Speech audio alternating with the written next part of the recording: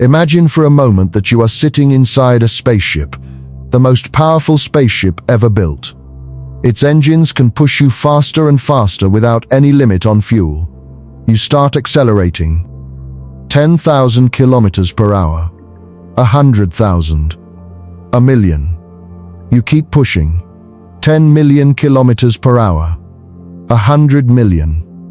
You are now moving so fast that Earth would be a blur, a tiny dot disappearing behind you in less than a second. But something strange begins to happen. Something that no engineer predicted. Something that breaks every rule you learned in school. Your clock starts ticking slower. Not because it is broken. Not because of some mechanical failure.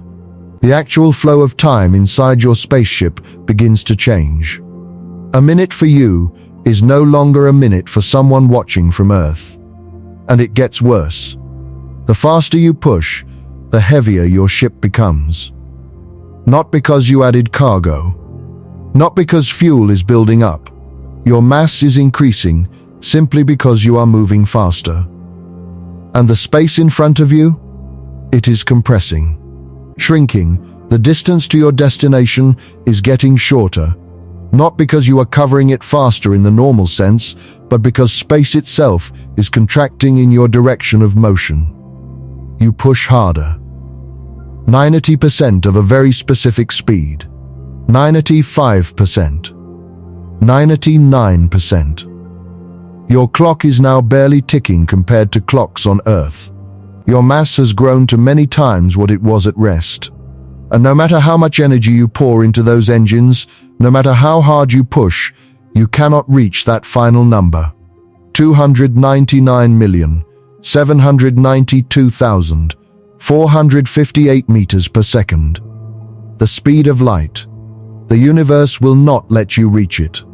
Not because of some physical wall you slam into. Not because of friction or resistance in any normal sense.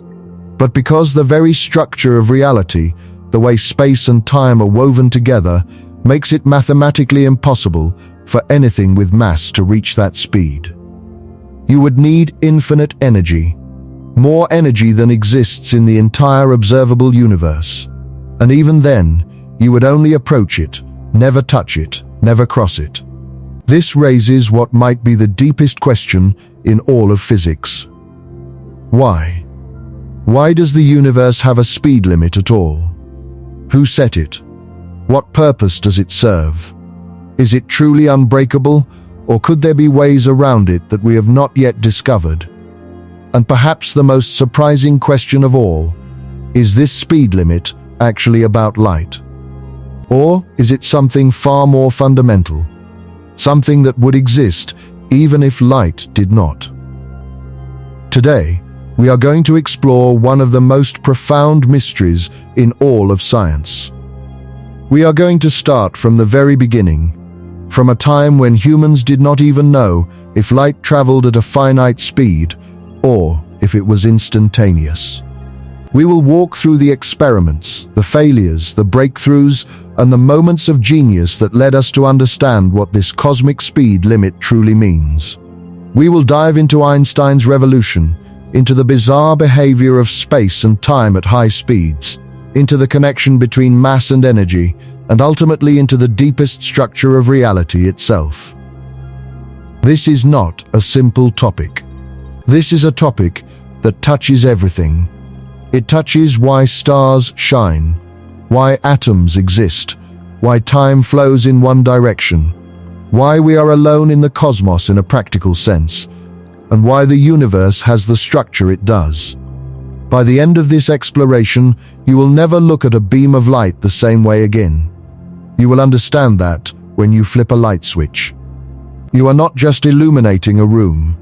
You are witnessing the fundamental speed limit of existence in action. Before we dive in, let me share some facts that will set the stage for just how strange and wonderful this topic is. If you could travel at 99.99% the speed of light, 1 year of your life would equal 70 years back on Earth. Your friends, your family, everyone you know would age 7 decades while you aged just 12 months. This is not science fiction. This is confirmed physics. It happens to particles every single day in accelerators around the world. Here is another one. Light itself does not experience time. This sounds impossible, but it is a direct mathematical consequence of Einstein's equations. From the perspective of a photon, the moment it is emitted and the moment it is absorbed are the same instant. A photon that left a distant star 10 billion years ago and just arrived at your eye right now experienced no time at all during that journey. For the photon, emission and absorption are simultaneous, even across billions of light years. And perhaps the most important fact of all, the speed of light is not actually about light. Scientists now understand that this speed limit would exist even in a universe with no light at all. It is the speed of causality, the maximum speed at which any cause can produce any effect, the maximum speed at which information of any kind can travel through the fabric of space-time. Light simply happens to travel at this speed because it has no mass. But the speed was there before light was. It is woven into the geometry of the universe itself. Now, let us begin our journey. Let us start from the very beginning.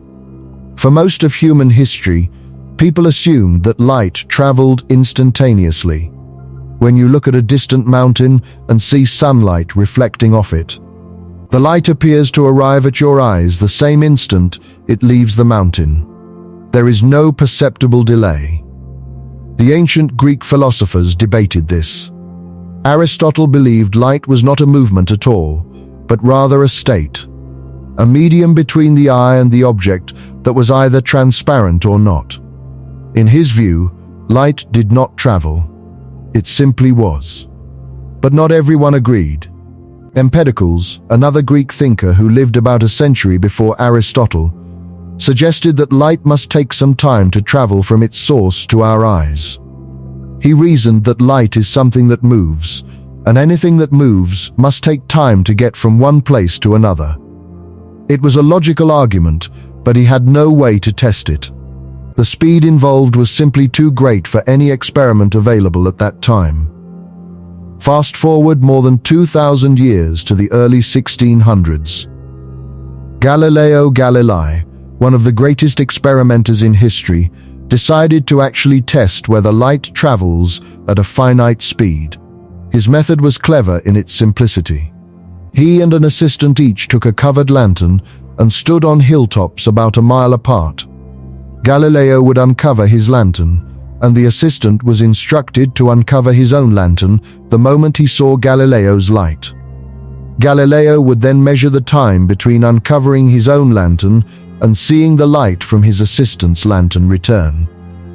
The experiment failed. Not because of poor design, but because the time delay was far too small to measure with human reaction times. Light covers a mile in about 5 millionths of a second. No human can perceive that. Galileo concluded only that light is either instantaneous or extraordinarily fast. He suspected it was finite but extremely rapid, and he was right. But proving it would require a completely different approach.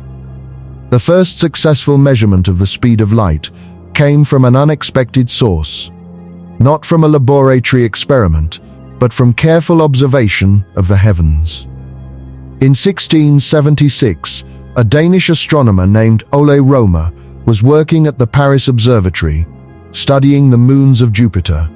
Specifically, he was tracking the innermost large moon, Io, which orbits Jupiter in a very predictable pattern, disappearing behind the giant planet at regular intervals. Roemer noticed something puzzling. The timing of Io's eclipses was not perfectly regular. When Earth was moving away from Jupiter in its orbit around the Sun, the eclipses seemed to come slightly later than predicted. When Earth was moving toward Jupiter, they seemed to come slightly earlier. The discrepancy was small, about 22 minutes over the course of half a year, but it was consistent and repeatable. Roemer realized what was happening. When Earth was farther from Jupiter, The light carrying the information about Eo's eclipse had to travel a greater distance to reach us.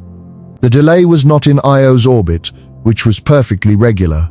The delay was in how long it took light to cross the extra distance. By measuring this delay and knowing the approximate size of Earth's orbit, Roemer calculated that light must travel at roughly 220,000 kilometers per second. This was not perfectly accurate by modern standards, but it was revolutionary. For the first time in history, someone had demonstrated that light travels at a finite, measurable speed. The universe was not connected instantaneously. There was a delay, a cosmic lag time between events and our perception of them. Looking at the stars, we were not seeing them as they are, but as they were. The farther away something is, the further back in time we see it. Light from the sun takes about 8 minutes to reach us. We never see the sun as it is right now, only as it was 8 minutes ago. Over the next 2 centuries, measurements became more precise. In 1729, an English astronomer named James Bradley discovered a phenomenon called stellar aberration.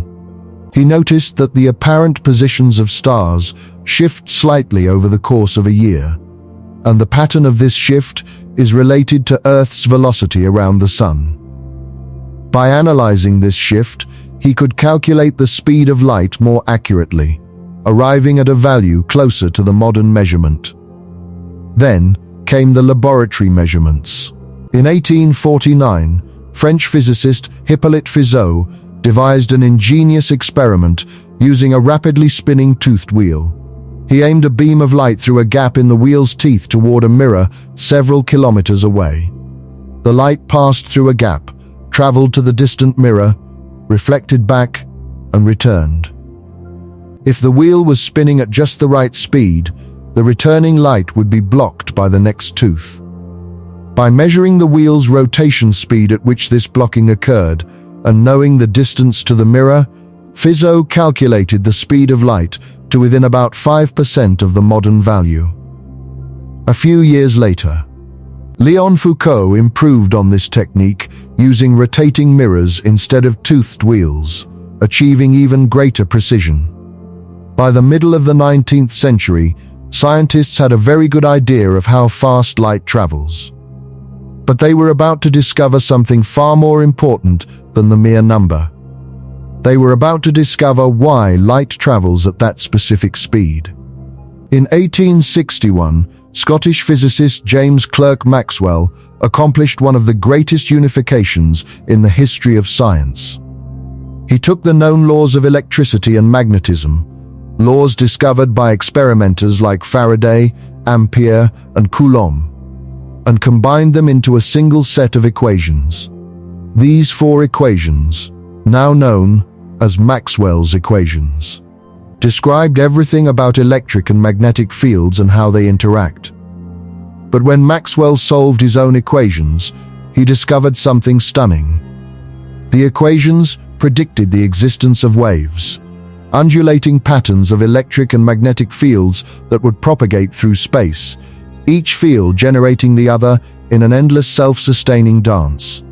And when he calculated the speed at which these electromagnetic waves would travel, the answer came directly from 2 measurable properties of empty space: the permittivity of free space, which describes how easily electric fields form in vacuum, and the permeability of free space, which describes how easily magnetic fields form in vacuum. The speed equaled 1 divided by the square root of permittivity times permeability. When Maxwell plugged in the measured values of these 2 constants, the number he got was almost exactly the speed of light as measured by Fizeau and Foucault. This was not a coincidence. Maxwell immediately realized what it meant. Light is an electromagnetic wave. The light we see, the warmth we feel from the sun, the radio waves, the X-rays, all of them are electromagnetic waves traveling at the same speed, differing only in their wavelength and frequency. This was a monumental discovery, unifying optics with electromagnetism in one stroke. But it also raised a deeply troubling question. A speed must be measured relative to something. When we say a car moves at 100 kilometers per hour, we mean relative to the road. When we say sound travels at 343 meters per second, we mean relative to the air. So when we say light travels at about 300,000 kilometers per second, the natural question is, relative to what? For sound, the answer is obvious. Sound is a vibration of air molecules, and its speed is relative to the air itself. If you move through the air, the effective speed of sound changes for you. Running toward a sound source, the sound reaches you faster. Running away, it reaches you slower. Scientists in the late 1800s naturally assumed the same logic applied to light. If light is a wave, it must be a wave in something. It must have a medium. They called this hypothetical medium the luminiferous ether. An invisible, weightless, all-pervading substance that fills all of space. Light, in this view, was a vibration of the ether, and its speed of 300,000 kilometers per second was its speed relative to this ether. Just as sound has a fixed speed relative to air, light would have a fixed speed relative to the ether. This seemed perfectly reasonable, and it made a clear prediction. Since Earth moves around the Sun at about 30 kilometers per second, it must be moving through the ether. This motion should be detectable. Light traveling in the same direction as Earth's motion through the ether should appear slightly slower to us. Light traveling opposite to our motion should appear slightly faster. The difference would be small, about 1 part in 10,000, but it should be measurable with sufficiently precise instruments.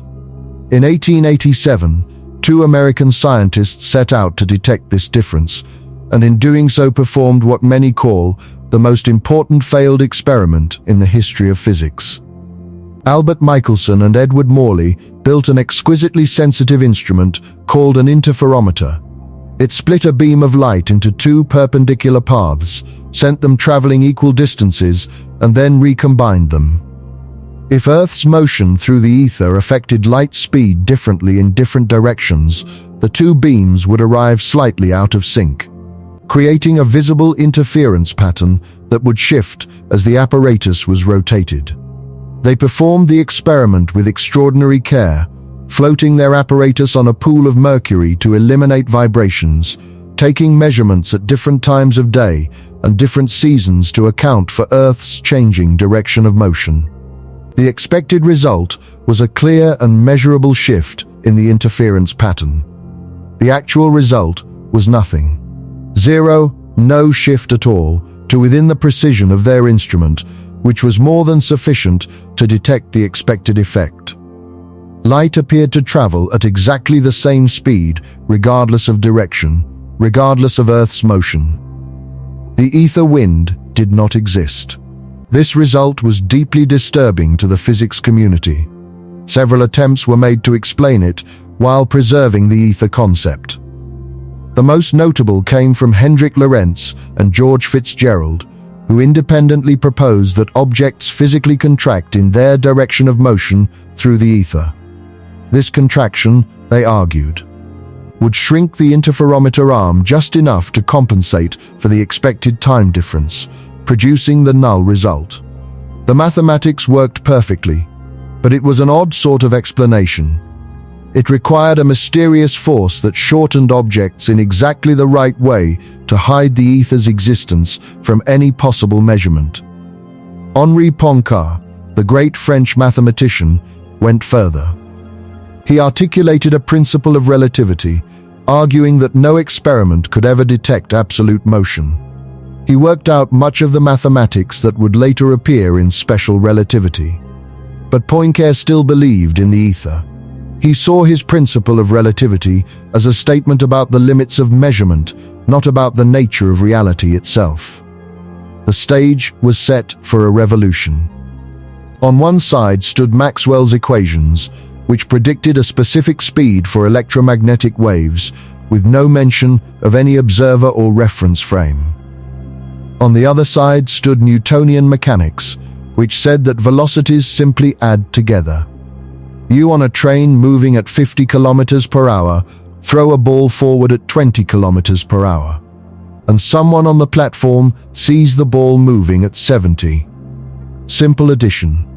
This worked perfectly for everyday objects. But if you applied the same logic to light, it contradicted Maxwell's equations. Something fundamental had to give. Either Maxwell's beautiful and thoroughly confirmed equations were wrong, or the intuitive Newtonian rule for adding velocities was wrong. For centuries, Newton's framework had seemed as solid as logic itself. But nature was about to reveal that human intuition, built for a world of slow-moving objects, had been misleading us about the deeper structure of reality. In 1905, a 26-year-old patent clerk in Bern, Switzerland, published a paper that would transform our understanding of space, time, and the universe. His name was Albert Einstein, and his paper was titled On the Electrodynamics of Moving Bodies. What made Einstein's approach different from Lorentz and Poincare was not the mathematics, which was largely similar, but the interpretation. Einstein did not try to save the ether or explain away the Michelson-Morley result. Instead, he took the result at face value and asked, what must the universe be like if this is simply true? Einstein built his entire theory on just two postulates, two simple statements that he took as fundamental truths. The first was the principle of relativity. The laws of physics are the same in all reference frames that move at constant velocity relative to each other. No experiment you perform inside a sealed laboratory can tell you whether you are stationary or moving at constant velocity. This was not new. Even Galileo had recognized this principle. The second postulate was the revolutionary one. The speed of light in vacuum is the same for all observers, regardless of their own motion or the motion of the light source. This sounds innocent enough when you first hear it. But think about what it means. If I am standing still, and you are flying toward me at half the speed of light, and I shine a flashlight at you, classical physics says you should see that light approaching you at 1.5 times the normal speed of light. Your speed plus light's speed. But Einstein says no. You will measure that light approaching you at exactly the same speed I measure it leaving my flashlight. Not faster, not slower. Exactly the same number. How can this possibly be true? If we both measure the same beam of light and get the same speed, but we are moving relative to each other, something else must give. And what gives, Einstein showed, is our assumptions about space and time themselves. Let us follow Einstein's logic carefully, because it leads to the most remarkable conclusions. Consider the simplest possible clock. Two mirrors facing each other with a beam of light bouncing back and forth between them. Each bounce represents one tick of the clock. This is the most fundamental clock possible because it uses the most fundamental speed in the universe. Now imagine this clock is on a spaceship flying past you at high speed. From your perspective, the light in that clock is not bouncing straight up and down. It is tracing a zigzag path, moving forward with the ship as it bounces. Each trip between the mirrors is now a diagonal path, which is longer than the straight up and down path you would see if the ship were stationary. Here is the key. The light must still travel at the same speed. Einstein's second postulate demands it. The light does not speed up to compensate for the longer path. It travels at exactly the same speed of light. So if the path is longer and the speed is the same, the time between ticks must be greater. The moving clock ticks slower. This is not an illusion. It is not a trick of perception. It is not that the clock appears to run slow. The clock genuinely, physically runs slower. And it is not just that particular clock. Every physical process on that ship chemical reactions, biological aging. The oscillation of atoms, everything runs slower. Time itself slows down for the moving ship. This effect is called time dilation, and its magnitude depends on how fast the ship is moving. At low speeds, the effect is negligible. A car moving at 100 kilometers per hour experiences time dilation so small that it would take billions of years to amount to a single second of difference. But as you approach the speed of light, the effect becomes dramatic. At 87% of light speed, time runs at half its normal rate. At 99%, time runs at about 1/7 its normal rate. At 99.99%, time runs at about 1/70th of its normal rate. 1 year on the ship equals 70 years on Earth. The formula that describes this is elegant.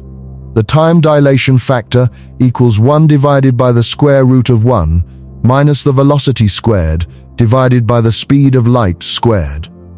As velocity approaches the speed of light, this factor approaches infinity. Time on the moving object would stop completely at the speed of light. This is one reason why massive objects cannot reach light speed. It would require time to stop for them entirely, which is physically meaningless for something that still exists and has processes occurring within it. But time dilation is only the beginning. Einstein showed that space itself must also change. Consider the same spaceship flying past you. If the people on the ship measure the length of their ship in their own reference frame, they get some value. Let us call it the rest length. But when you measure that same ship as it flies past you, you measure it to be shorter.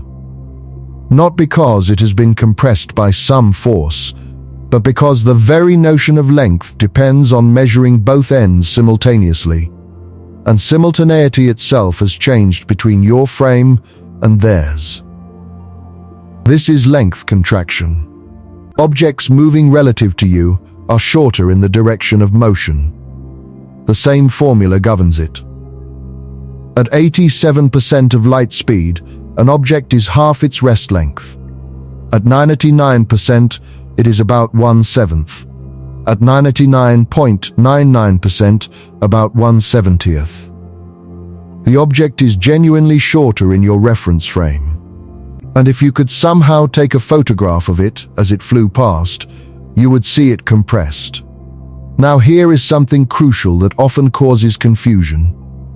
The people on the ship do not feel anything different. They do not feel their time running slow. They do not feel themselves compressed.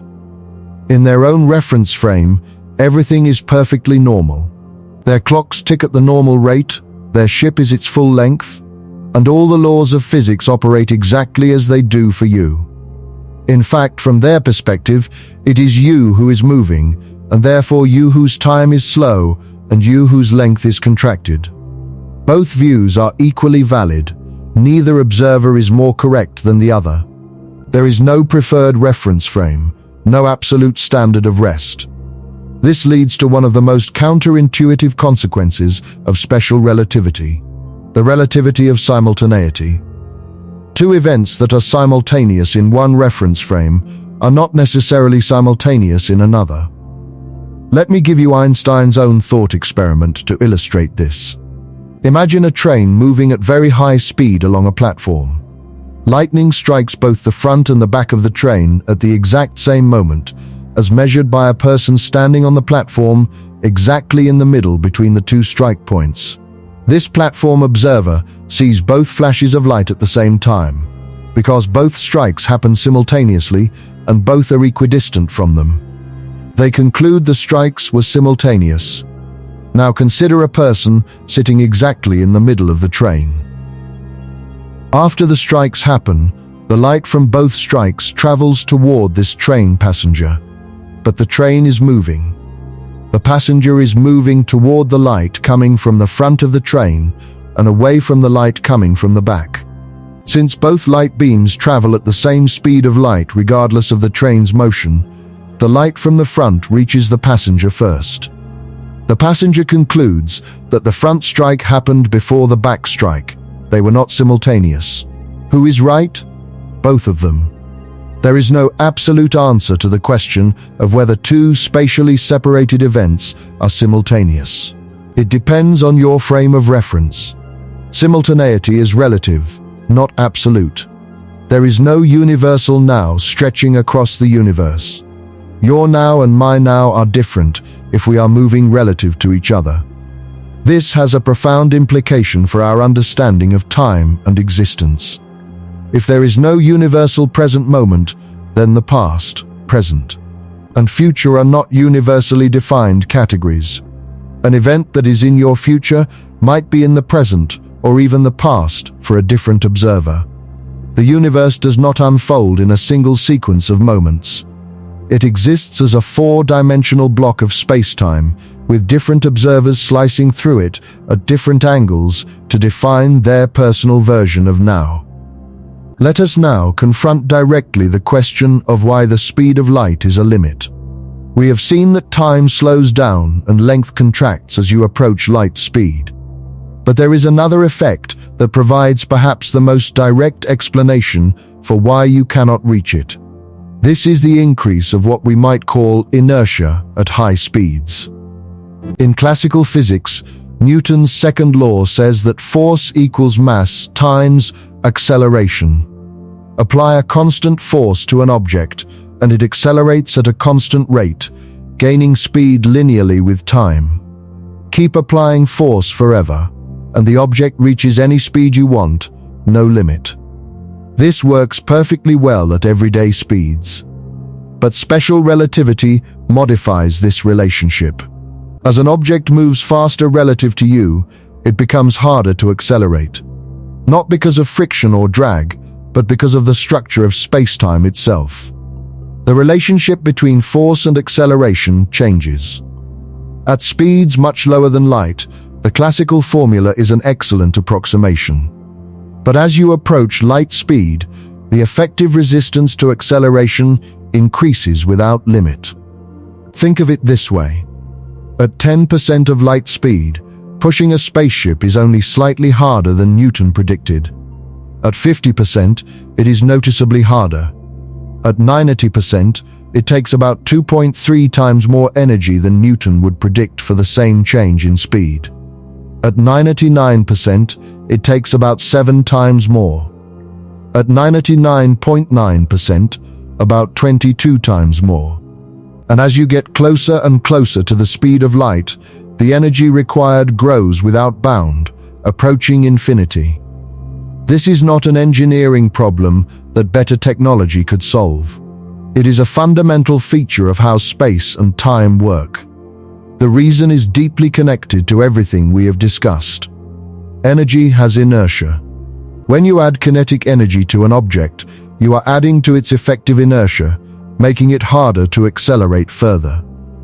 The closer you get to light speed, the more kinetic energy you have, the more inertia that energy represents, and the harder it is to go faster. It is a self-reinforcing feedback loop that prevents any massive object from ever reaching the speed of light. To put a number on it, accelerating a single kilogram to 99.99% of the speed of light would require energy equivalent to about 70 times the rest mass energy of that kilogram. And the rest mass energy of a kilogram, as Einstein's famous equation tells us, is enormous. E equals mc squared. 1 kilogram of mass contains about 90 million billion joules of energy. So you would need about 6,300 million billion joules just to get that single kilogram to 99.99% of light speed. And you would still not be there. You would need literally infinite energy to close that last tiny gap. Now let us talk about that famous equation. E equals mc squared. It is probably the most recognized equation in all of science, yet its meaning is often misunderstood. It does not say that mass can be converted to energy, though that is one consequence. What it really says is that mass and energy are the same thing, measured in different units. They are two faces of the same coin. And the speed of light squared is the conversion factor between them. Why does the speed of light appear here? Because the speed of light is the fundamental constant that connects space and time. It is the ratio between spatial and temporal dimensions of the universe.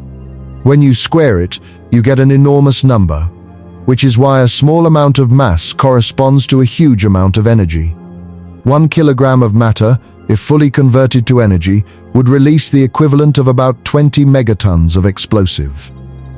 This is the principle behind nuclear energy. In nuclear reactions, a tiny fraction of the mass of the fuel is converted to energy, and even that tiny fraction is enough to power cities or destroy them. But the connection between mass and energy goes deeper than nuclear reactions. All mass is energy. The mass of your body, the mass of this planet, the mass of a proton, all of it is energy in concentrated form. A compressed spring has slightly more mass than a relaxed spring because it contains more energy. A hot cup of coffee has slightly more mass than a cold one. These differences are far too small to measure with any existing scale, but they are real. Consider the proton, one of the building blocks of atomic nuclei. A proton is made of 3 quarks. But here is the remarkable thing. The masses of those 3 quarks added together account for only about 1% of the proton's mass. The other 99% comes from the energy of the quarks moving around inside the proton and the energy stored in the gluon fields that bind them together. The mass of a proton is almost entirely made of energy, not of the rest mass of its constituents. You are quite literally made of energy. Your mass is overwhelmingly the kinetic and binding energy of quarks and gluons inside your atoms. This is directly connected to the speed of light being a limit.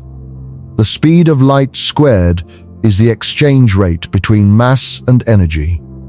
If this exchange rate were different, if the speed of light were different, everything about the physical world would change.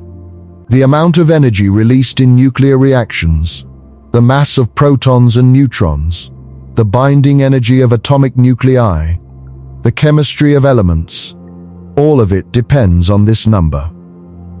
Let me now address something that many people find confusing when they first encounter special relativity. How does light itself travel at light speed?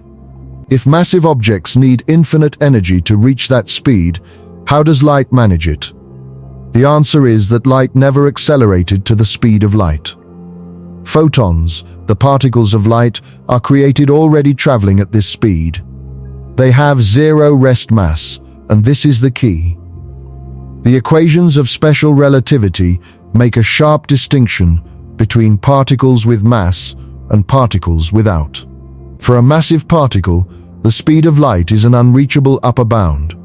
You can get arbitrarily close, but never arrive. For a massless particle, the situation is reversed. The speed of light is not a maximum speed, but the only possible speed. A massless particle cannot travel at any speed other than exactly the speed of light. It cannot slow down, speed up, or stand still. It is born at light speed, and it ceases to exist at light speed. This leads to a fascinating consequence. If we take the time dilation formula and plug in a velocity equal to the speed of light, the time dilation factor becomes infinite. This means that for a photon, time does not pass at all. The entire life of a photon, from its creation to its absorption, is a single instant from the photon's own perspective. A photon from the cosmic microwave background radiation, which has been traveling for over 13 billion years from our perspective, has experienced exactly zero time. For that photon, the moment of its emission during the early universe and the moment of its absorption by some detector today are the same moment. Similarly, the length contraction formula tells us that from a photon's perspective, the distance it travels is zero. The universe, in the direction of the photon's travel, has been contracted to nothing. This is why a photon does not experience a journey. There is no distance to cross and no time in which to cross it. Creation and destruction are the same event from its own frame. Now, there is a technical point that physicists will note here. We cannot truly define a reference frame moving at the speed of light. The mathematics become degenerate, with zeros in the denominator. So strictly speaking, we cannot describe the photon's perspective. But the limiting behavior as you approach light speed tells us that time and distance both approach zero, and this gives us a meaningful sense of what it would be like. Let us now go deeper. I want you to understand something that will fundamentally shift how you think about the speed of light. The speed of light is not really about light. This is perhaps the single most important insight of this entire discussion. Here is what I mean. When Maxwell calculated the speed of electromagnetic waves from his equations, he got a number that depended only on the electric and magnetic properties of empty space. The speed of light is built into the vacuum itself. It does not depend on what light is, it depends on what space is. Einstein showed that this speed is actually the speed limit of the universe. Any massless particle will travel at this speed. Photons do it. Gravitons, if they exist as particles, would do it. Gluons would travel at this speed if they were free. The speed is not a property of light, it is a property of space-time. Physicists today prefer to call it the speed of causality rather than the speed of light. It is the maximum speed at which any cause can produce an effect anywhere in the universe. If you push a button here, the fastest that anything in the universe can respond to that push is limited by this speed. No signal, no force, no information of any kind can propagate faster than this. This reframing is crucial. The speed limit does not exist because light is special. The speed limit exists because of the geometry of space-time, and light travels at this speed because light is massless. If light did not exist, if electromagnetism was somehow absent from the universe, the speed limit would still be there. It would still govern gravitational waves, neutrinos if they were massless, and any other phenomenon that propagates through the fabric of space and time. So what does it mean to say that the speed of light is a property of space-time geometry? Let us explore this carefully, because it is the deepest level of explanation we currently have. In 1908, 3 years after Einstein published special relativity, the mathematician Hermann Minkowski made a crucial conceptual advance. He realized that Einstein's theory could be understood geometrically. Instead of thinking about space and time as separate things that behave strangely at high speeds, Minkowski proposed that they are two aspects of a single four-dimensional entity called space-time. Space has 3 dimensions, time adds a 4th, and together they form a 4-dimensional fabric in which all events exist. But this space-time is not ordinary 4-dimensional space. It has a peculiar geometry that distinguishes it from regular spatial dimensions. In ordinary space, the distance between 2 points is calculated using the familiar rule from geometry. The square of the distance equals the sum of the squares of the differences in each coordinate. In space-time, there is a crucial minus sign. The interval between 2 events depends on the spatial separation minus the temporal separation, multiplied by the speed of light squared. This minus sign is everything. It is what separates time from space. It is what creates the speed limit. It is what makes our universe what it is, rather than a universe where time is just another spatial dimension. Let me explain why this minus sign creates a speed limit. In space-time, different types of separation between events are possible. If 2 events are separated more by space than by time, they have what is called a space-like separation. No signal traveling at or below the speed of light can connect them. They cannot be causally related. No observer will see one as the cause of the other. If two events are separated more by time than by space, they have a time-like separation. They can be causally connected. One can influence the other.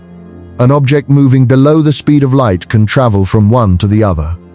And if the space and time separations exactly balance, when you divide the spatial distance by the temporal interval, you get exactly the speed of light. The events have a light-like or null separation. They are connected by something traveling at exactly the speed of light. This geometric structure creates what physicists call light cones.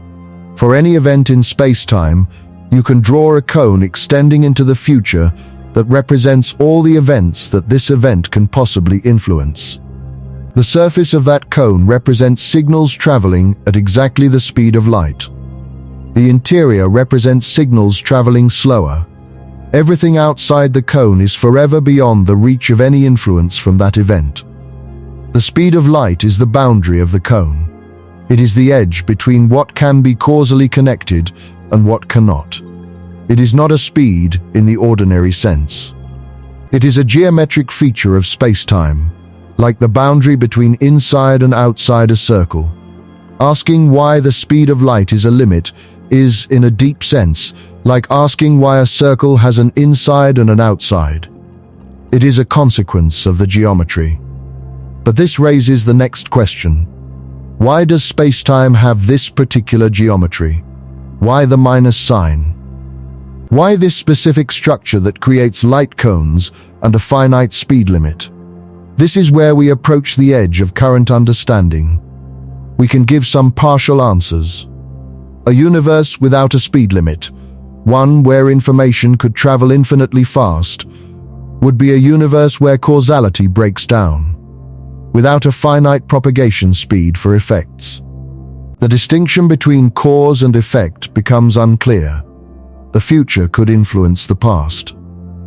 Logical paradoxes would be possible not just in theory, but in physical reality. The speed limit appears to be necessary for the universe to be logically self-consistent, for effects to always follow causes in an unambiguous way. Another way to understand it, the speed of light is a conversion factor between space and time. In our everyday experience, we think of space and time as utterly different things. Space is measured in meters, time in seconds. They seem to have nothing in common, but special relativity reveals that they are two aspects of the same thing, and the speed of light is the exchange rate between them. 1 second of time is equivalent to 299,792,458 meters of space. This is like saying $1 is equivalent to some number of euros. The exchange rate is not arbitrary. It is determined by the structure of the system. If physicists use natural units where the speed of light equals 1, the equations of physics become simpler and more elegant. Space and time have the same units. Energy and mass have the same units. The artificial separation between them, created by our human choice of measuring units, disappears. In these natural units, the speed of light is not really a speed at all. It is a dimensionless number, specifically 1, that tells us that space and time are fundamentally the same kind of thing measured on the same scale. The numerical value of 299,792,458 meters per second is, in a sense, an artifact of history. We defined the meter and the second independently, long before we knew they were related. If we had defined our units more wisely, if we had set the meter equal to the distance light travels in 1 second, then the speed of light would have been exactly 1 meter per second. And everyone would intuitively grasp that space and time are the same thing. The large number we use is a historical accident of choosing units that are convenient for human-scale activities, but obscure the deep structure of reality. Now I want to take you through some scenarios that illustrate just how absolute this speed limit is. These scenarios show that the universe has multiple mechanisms to enforce the limit, and there is no way to sneak around it through cleverness. Consider the velocity addition problem. In Newtonian physics, velocities add linearly. If you are on a train moving at velocity v relative to the ground, and you throw a ball forward at velocity u relative to the train, the ball moves at v plus u relative to the ground. Simple addition. If v is half the speed of light and u is also half the speed of light, Newton says the ball moves at the speed of light relative to the ground.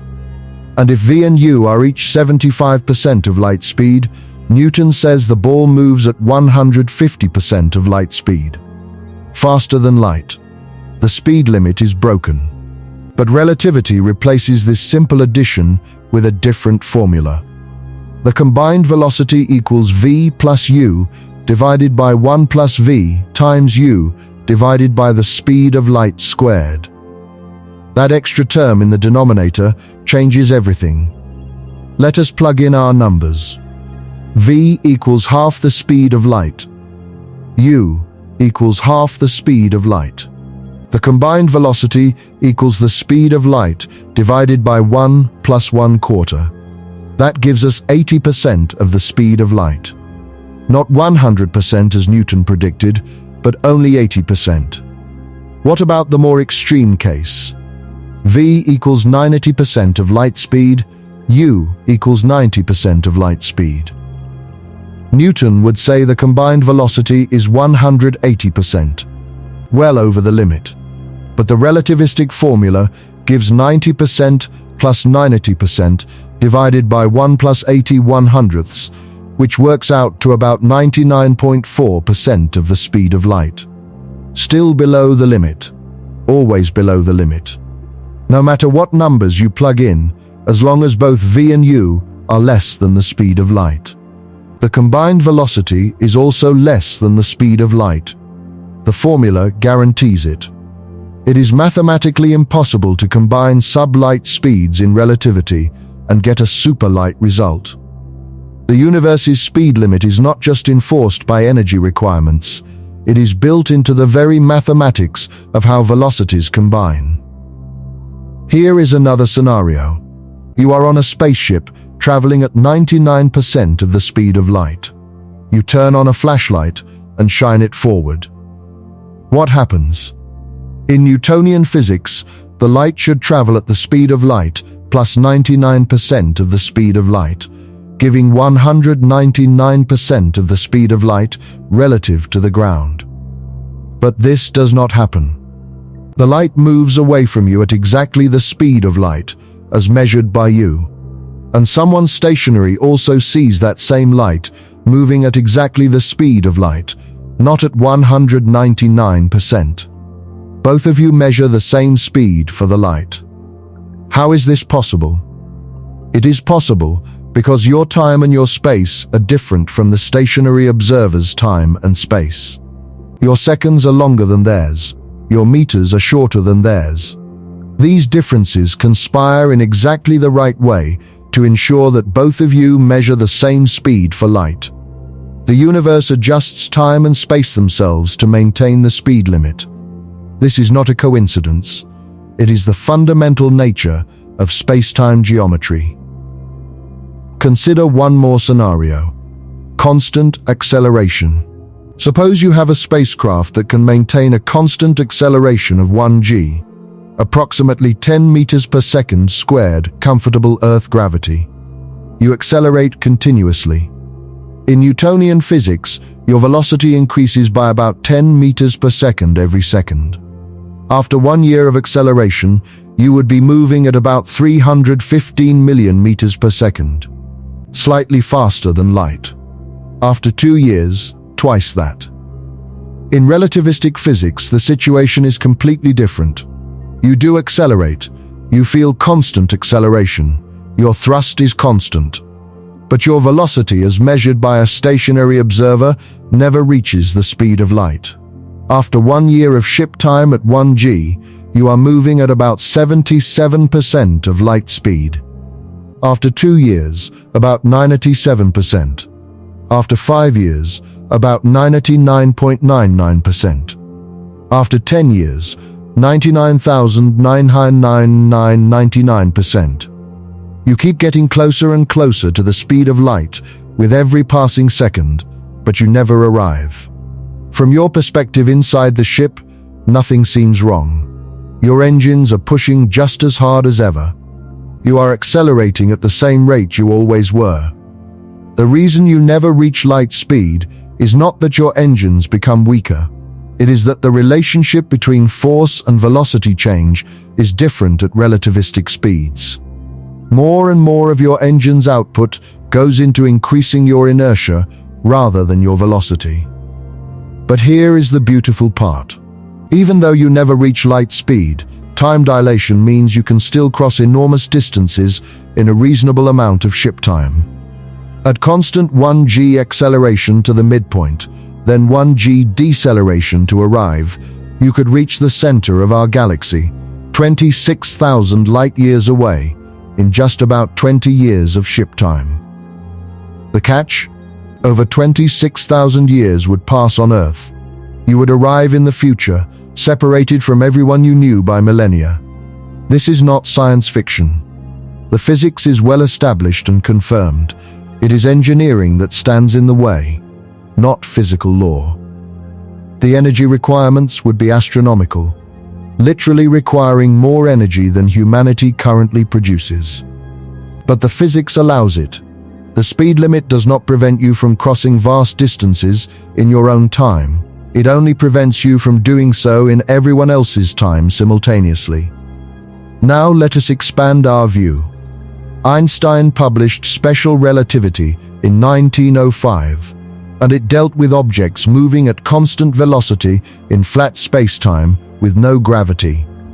But the real universe has gravity, and gravity profoundly affects both space and time. It took Einstein 10 more years, from 1905 to 1915, to extend his theory to include gravity. The result was general relativity, one of the most beautiful and profound theories in all of physics. Its central insight is that gravity is not a force at all, it is geometry. Massive objects curve the fabric of space-time around them, and other objects follow the curves in that fabric. What we perceive as the force of gravity is actually objects following the straightest possible paths through curved space-time. This has important implications for the speed of light. In general relativity, light still always travels at the local speed of light.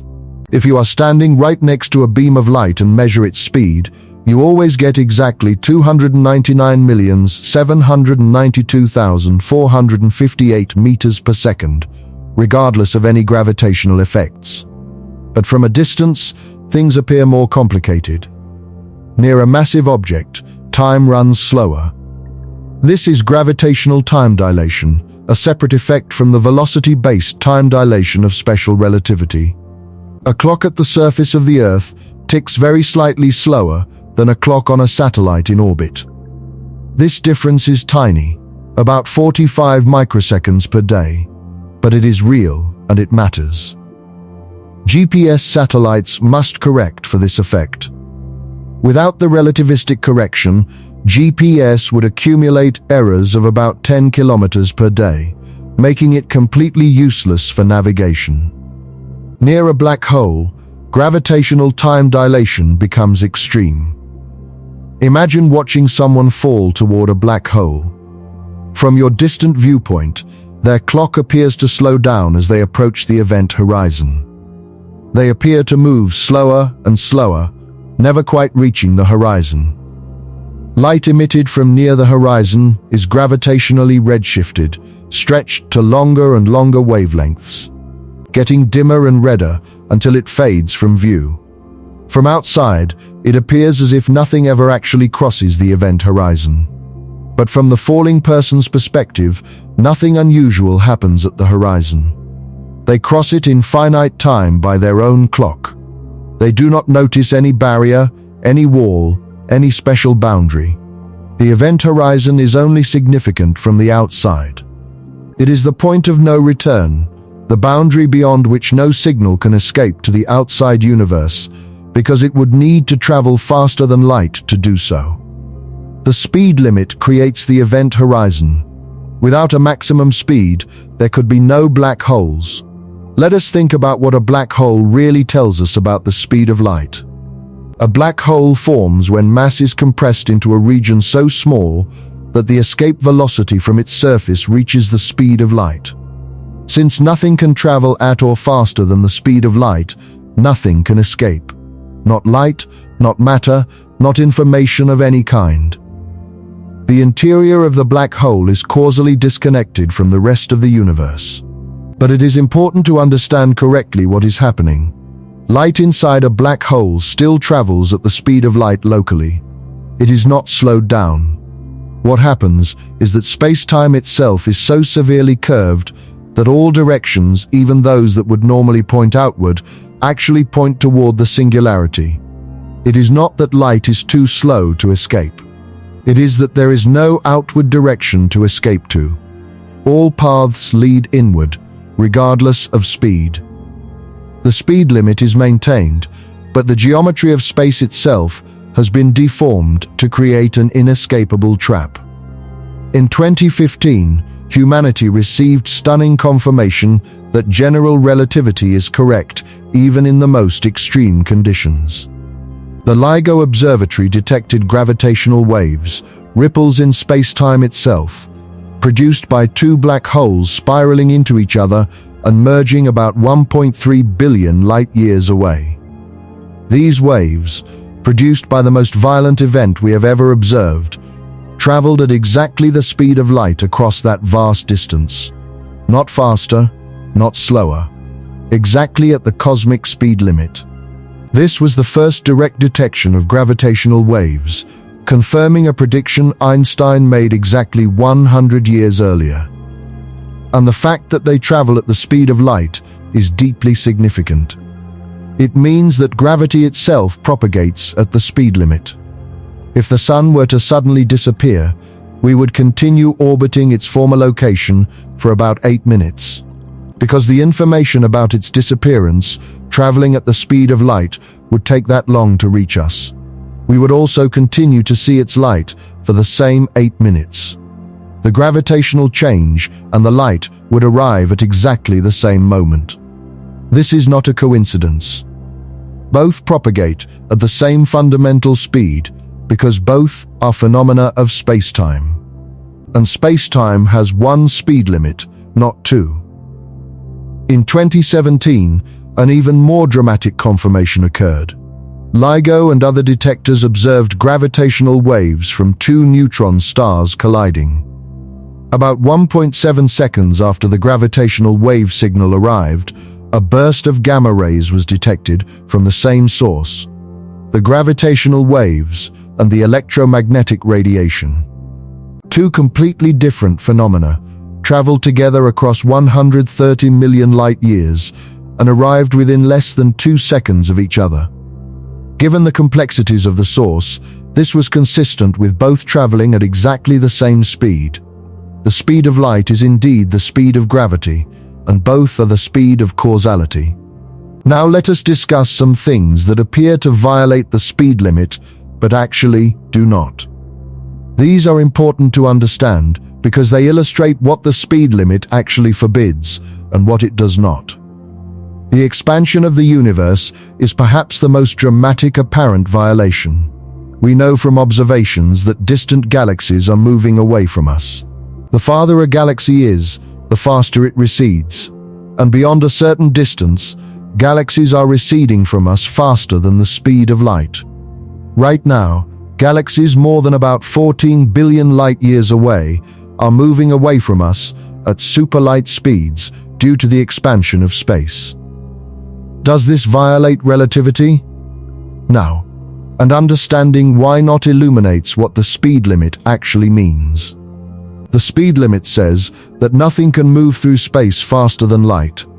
But these galaxies are not moving through space. Space itself is expanding, carrying the galaxies along with it. Imagine dots painted on a balloon that is being inflated. The dots are not moving across the surface of the balloon. The surface itself is stretching, and the dots are carried along passively. If the balloon stretches fast enough, distant dots can move apart faster than any speed you might define on the surface. but no dot is violating any local speed limit. The expansion of space is not a motion through space. It is a growth of space itself. And space is not a thing. It is not made of matter. It does not carry information, so its expansion is not subject to the speed of causality. The speed limit applies to things within space-time, not to space-time itself. This distinction is critical. Another apparent violation is quantum entanglement. This is perhaps the most discussed and most misunderstood phenomenon in modern physics. Here is what happens. Two particles can be prepared in what is called an entangled state, meaning that certain properties of the two particles are correlated in a specific way. For example, you can prepare two photons such that their polarization states are linked. If one is measured to be vertically polarized, the other will necessarily be horizontally polarized, and vice versa. The remarkable thing is that this correlation holds regardless of distance. You can separate the two particles by millions of light years, and the correlation persists. When you measure one particle and find it vertically polarized, the other particle is instantly horizontally polarized, not after a light speed delay. Instantly, Einstein called this spooky action at a distance, and it troubled him deeply. Does this allow faster than light communication? Can you use entanglement to send messages instantaneously across the universe? The answer, proven mathematically by the no-communication theorem, is no. You cannot. The reason is subtle but definitive. When you measure your particle, you get a random result. You cannot choose what result you get. You cannot force your particle to be vertically polarized to send a message. The outcome is fundamentally random. And looking at the distant particle by itself, without comparing it to your particle, its measurements also look completely random. There is no way for someone looking only at the distant particle to determine whether your measurement has occurred. The correlation is real, but it only becomes apparent when the two sets of measurements are compared, which requires classical communication at or below the speed of light. Creates correlations, not communication. The distinction is crucial. Two copies of a random number are created at the source and distributed. When you look at your copy, you learn what the other copy says, but you have not transmitted anything. The information was distributed from the common origin at a speed no faster than light. The universe's speed limit is preserved, though in a way that is deeply strange and still not fully understood philosophically. There is another category of apparent speed limit violations: phase velocities and group velocities. In certain materials and under certain conditions, the mathematical quantity called the phase velocity of a wave can exceed the speed of light. Similarly, the group velocity, which usually corresponds to the speed at which a wave packet moves, can in exotic circumstances exceed the speed of light. When headlines claim that scientists have made light travel faster than light, they are usually referring to one of these effects. But neither phase velocity nor group velocity, when they exceed the speed of light, corresponds to actual information traveling faster than light.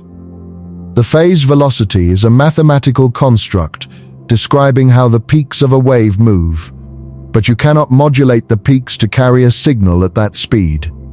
The group velocity, when superluminal, does not correspond to the signal velocity or the front velocity, which are the speeds at which actual information propagates. These effects are like a shadow sweeping across a wall. If you wave a flashlight quickly enough, the spot of light on a distant wall can move faster than the speed of light. But no physical object is moving at that speed. No information is being transmitted from one part of the wall to another at that speed. It is a geometric effect, not a physical violation. There is also a real phenomenon where particles do move faster than light, but only faster than light in a particular medium, not faster than light in vacuum. This is Cherenkov radiation. When a charged particle moves through a transparent medium like water, at a speed faster than light moves in that medium, it produces a cone of blue light, similar to a sonic boom from an aircraft exceeding the speed of sound. The speed of light in water is only about 75% of its speed in vacuum, so a high-energy particle can easily exceed it. This produces the eerie blue glow visible in nuclear reactor cooling pools. But the particle is still moving well below the vacuum speed of light. No violation occurs. Now I want to discuss some more speculative topics. Physicists have considered the possibility of particles that always travel faster than light.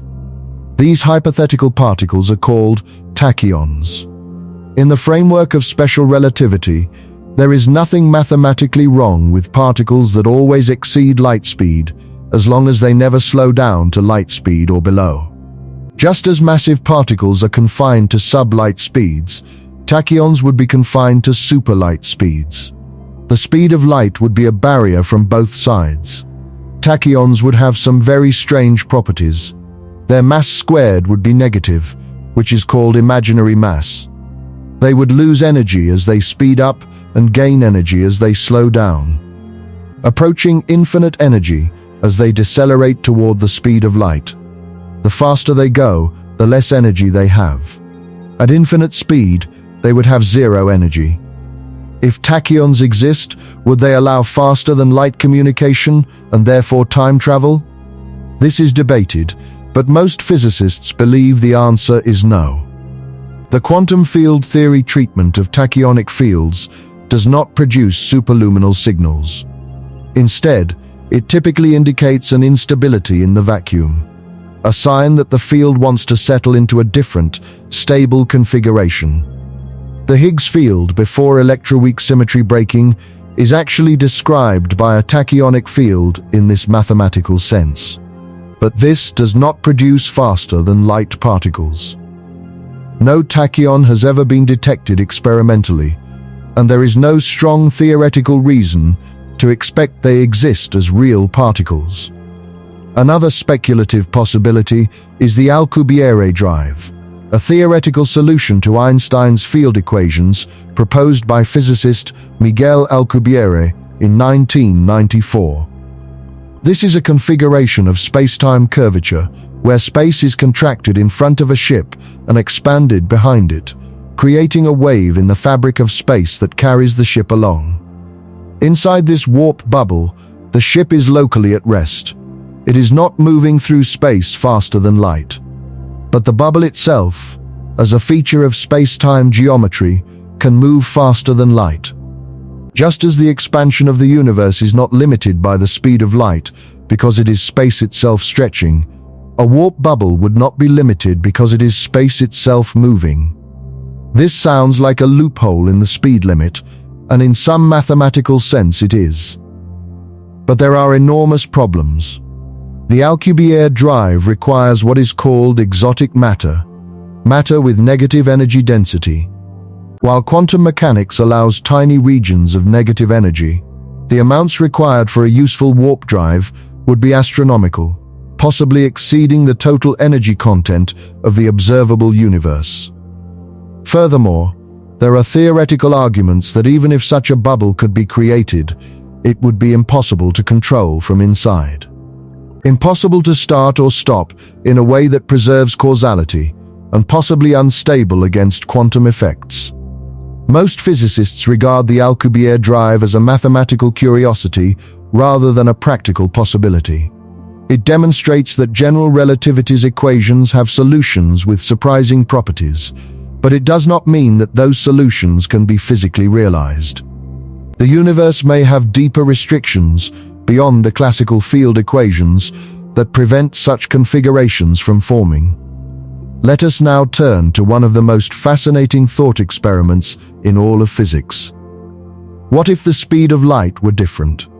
What if the universe had a different speed limit? How would reality change? Imagine a universe where the speed of light is very slow, say 100 kilometers per hour, about the speed of a car on a highway. In such a universe, relativistic effects would be part of everyday experience. When a car drives past you, it would visibly contract. It would look shorter to you than to the driver inside. Clocks in moving vehicles would tick noticeably slower than clocks at rest. The driver would age slower than people standing by the roadside, and the difference would be large enough to notice. Colors would shift dramatically based on relative motion. A car coming toward you would appear blue-shifted, its colors shifting toward higher frequencies. A car moving away would appear red-shifted. The world would be visually bizarre, with objects changing color based on how they move relative to you. But the consequences would go far beyond visual strangeness. With such a low speed limit, the energy available from mass energy equivalence would be vastly less. E equals mc squared, and if c is only 100 kilometers per hour, then the energy in 1 kilogram of matter would be only about 400 joules. That is less than the energy in a candy bar. Nuclear reactions would release almost no energy. Stars could not shine. No nuclear fusion could occur, because the energy available from mass conversion would be insufficient to sustain the temperatures needed for further fusion. There would be no stars, no elements heavier than hydrogen, no chemistry, no life. Now imagine the opposite. A universe where the speed of light is effectively infinite. In such a universe, there would be no speed limit at all. Newtonian mechanics would be exactly correct at all speeds. Time would be absolute. Space would be absolute. Every observer in the universe would agree on what is happening now everywhere. There would be no time dilation, no length contraction, no mass energy equivalence. Without E equals mc squared, there would be no nuclear energy. Mass and energy would be completely separate things. The sun could not shine by converting mass to energy. Stars would need some other energy source, and it is not clear what that could be. Without mass energy equivalence, the universe would be fundamentally different in ways that are hard to fully imagine. Furthermore, without a speed limit, causality would be very different. Information could travel instantaneously. The concepts of light cones, causal isolation, and the arrow of time as we understand them would not exist. Every event could potentially influence every other event instantaneously. The universe would be fully connected at all times, with no cosmic horizons and no causal boundaries. Whether such a universe could exist in a self-consistent way is debated. Some physicists argue that a universe with no speed limit would be prone to causal paradoxes and logical inconsistencies. Others argue it could work fine, just differently. But it would certainly not produce the complex, structure-rich universe we inhabit. What about a universe where the speed of light is slightly different from ours?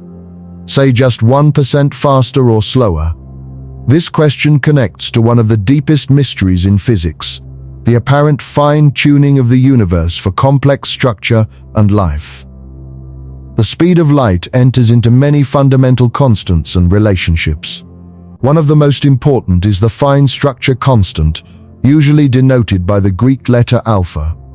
This constant, which has a value of approximately 1 divided by 137, determines the strength of the electromagnetic interaction. It controls how strongly charged particles interact with each other and with electromagnetic fields. It depends on the speed of light, the charge of the electron, and Planck's constant. If you change the speed of light, you change the fine structure constant, and this has cascading effects throughout all of physics and chemistry. The fine structure constant determines the size of atoms, the strength of chemical bonds, the rates of chemical reactions, the properties of materials. Change it by just a few percent, and the consequences for chemistry are dramatic. Carbon, the basis of all known life, is produced in stars through a very specific nuclear resonance called the triple alpha process. This process depends sensitively on the fine structure constant. Change alpha by more than about 4%, and this resonance shifts. and carbon cannot be efficiently produced in stars. Change it by a smaller amount, and you change the binding energy of the deuterium nucleus, which affects whether hydrogen can fuse in stars at all. Change it by another small amount, and the energy levels of elements shift enough that complex chemistry becomes impossible. The speed of light appears to be in a sweet spot that allows for the rich complexity we observe. Too fast or too slow, and the universe would be sterile. This raises the question, why this particular value? Is the fine structure constant, and by extension the speed of light, truly fundamental? Or is it derived from something deeper? Could there be different regions of the universe, or different universes in a multiverse, with different values? Some theories in modern physics allow for this possibility. The string theory landscape, for instance, contains an enormous number of possible vacuum states with different physical constants. Some physicists invoke the anthropic principle. We observe the constants to have the values they do, because if they were different, we would not exist to observe them. This is logically valid but unsatisfying to many. It does not explain why the universe has these constants, only why we observe these values. The deeper question of why the speed of light is what it is remains open. There is even the question of whether the speed of light has been truly constant throughout cosmic history. A few researchers have proposed theories of varying speed of light, suggesting that in the very early universe, during or before the epoch of inflation, the speed of light might have been much faster than it is today. This could potentially solve some cosmological puzzles, like the horizon problem, the question of why distant regions of the universe that should never have been in causal contact have the same temperature and properties. The standard solution to the horizon problem is cosmic inflation, a brief period of exponential expansion in the early universe that stretched a tiny causally connected region to encompass our entire observable universe. But varying speed of light theories offer an alternative. If light traveled much faster in the early universe, regions that appear causally disconnected today might actually have been in contact before the speed of light decreased to its current value. These theories are controversial and far from mainstream. Most measurements, including precise observations of distant quasar absorption spectra, show no convincing evidence that the fine structure constant has changed over cosmic time. The limits are very tight. Any change must be less than about 1 part in 100,000 over the last 10 billion years. But the question remains open, and it illustrates that even something as seemingly fixed as the speed of light might in principle be subject to change. Let us now step back and ask the question from an entirely different angle. Forget for a moment about the specific value of the speed of light. Forget about photons and electromagnetic waves. Ask instead, why should there be a maximum speed at all? What is it about the structure of our universe that requires a finite speed limit? To answer this, we need to think about causality. Causality is the idea that effects follow causes, that if A causes B, then A happens before B. This seems obvious, almost trivially true. But it is actually a deep constraint on the structure of the universe, and it requires a finite speed limit to work. Here is why. In special relativity, different observers disagree about the order of events that are separated by a space-like interval. If event A and event B are far apart in space and close together in time, such that you would need to travel faster than light to get from one to the other, then some observers will see A happen before B, some will see B happen before A, and some will see them as simultaneous. The order of space-like separated events is observer-dependent. Now imagine there were no speed limit, and you could send a signal instantaneously or faster than light. You could, in principle, send a message to someone far away, who would receive it before you sent it in some reference frame. They could then send a reply, also faster than light, which you would receive before you sent your original message. You would be communicating with your own past. You could tell yourself not to send the message. But then the message was never sent, so the reply was never received, so you never told yourself not to send it, so you do send it, creating a paradox. This is not just a thought experiment. It is a rigorous mathematical result. In any theory that is consistent with special relativity but allows faster than light signaling, closed causal loops are possible. These are genuine logical contradictions, events that both happen and do not happen. The universe apparently avoids these contradictions by enforcing a maximum speed. The speed of light is, in this view, the price the universe pays for logical consistency. It ensures that causes always precede their effects in all reference frames. It ensures that the causal structure of the universe is well-defined and paradox-free. Without it, reality as a logically coherent system might be impossible. This connects to deep ideas in information theory and computer science. Some physicists have noted that the speed of light limit is analogous to computational constraints. A system can only process information at a finite rate, and information can only propagate at a finite speed through any physical substrate. The speed of light might be, in some sense, the processing speed of reality itself. Not in the trivial sense that the universe is a computer, but in the deeper sense that physical law is a form of information processing. And all information processing has fundamental limits. Let me now discuss a profound implication of the speed of light for our place in the cosmos. The speed of light, combined with the vast distances between stars and galaxies, creates a condition that we might call cosmic isolation. It has shaped the history of the universe, and it shapes what we can ever hope to know or explore. The nearest star to our Sun is Proxima Centauri, at a distance of about 4.24 light-years. This means that a signal traveling at the speed of light takes over 4 years to reach it. A round-trip communication takes more than 8 years. Any conversation would have a 4-year pause between each statement and the next response. This makes real dialogue impossible in any practical sense.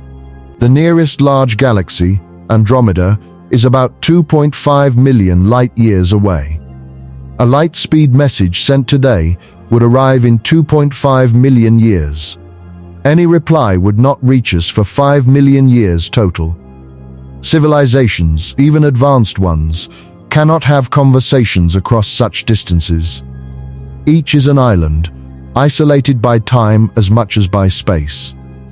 Our observable universe has a radius of about 46 billion light-years. Beyond this, light has not had time since the Big Bang to reach us.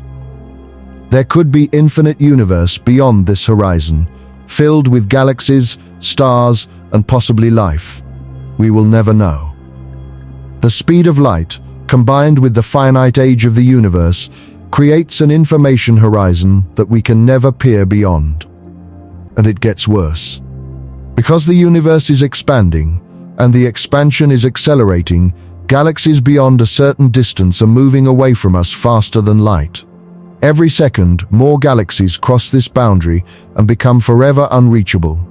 Even light we emit now will never reach them.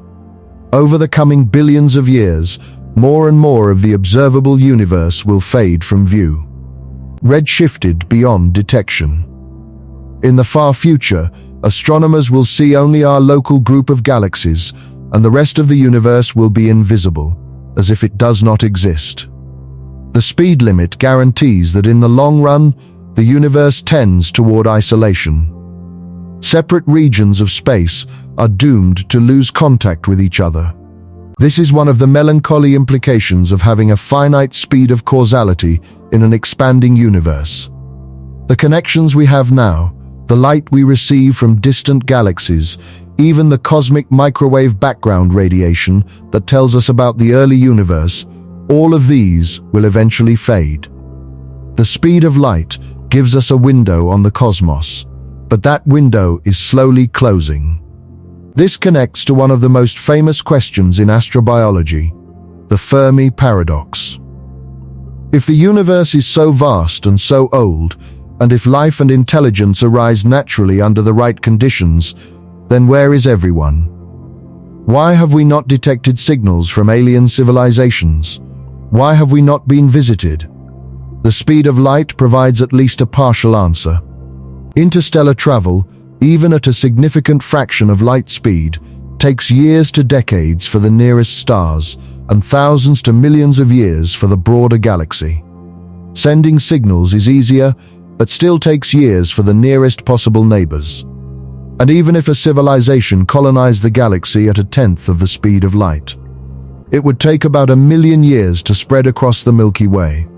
That sounds long, but it is short compared to the age of the galaxy, which is over 10 billion years. So the Fermi paradox is not fully resolved by the speed limit alone. But the speed limit certainly makes the problem harder. It means that civilizations cannot communicate easily, cannot travel casually between stars, and cannot maintain coherent empires across interstellar distances without accepting communication delays of years to centuries.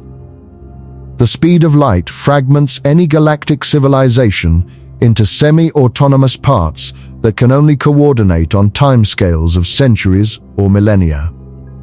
Perhaps advanced civilizations are out there, but are simply too far away, and their signals have not reached us yet. Perhaps they choose not to broadcast, understanding the isolation imposed by light speed. Perhaps they have found ways to work within the speed limit that we cannot yet imagine. But the speed limit itself remains an absolute constraint on what is possible, for them as for us. Let me now turn to one of the most active areas of modern physics research, the question of whether the speed of light is truly fundamental or whether it emerges from something deeper. In current physics, the speed of light appears as a fundamental constant. It enters the equations of special relativity, general relativity, quantum electrodynamics, the standard model of particle physics, and virtually every fundamental theory we have. But some physicists suspect that it might not be fundamental at all. It might be a derived quantity, emerging from more basic structures that we do not yet fully understand. One context where this question arises is quantum gravity. General relativity describes gravity as the curvature of space-time, and it works beautifully at large scales. Quantum mechanics describes the behavior of particles and forces at small scales, and it also works brilliantly in its domain. But the two theories are incompatible in their current forms.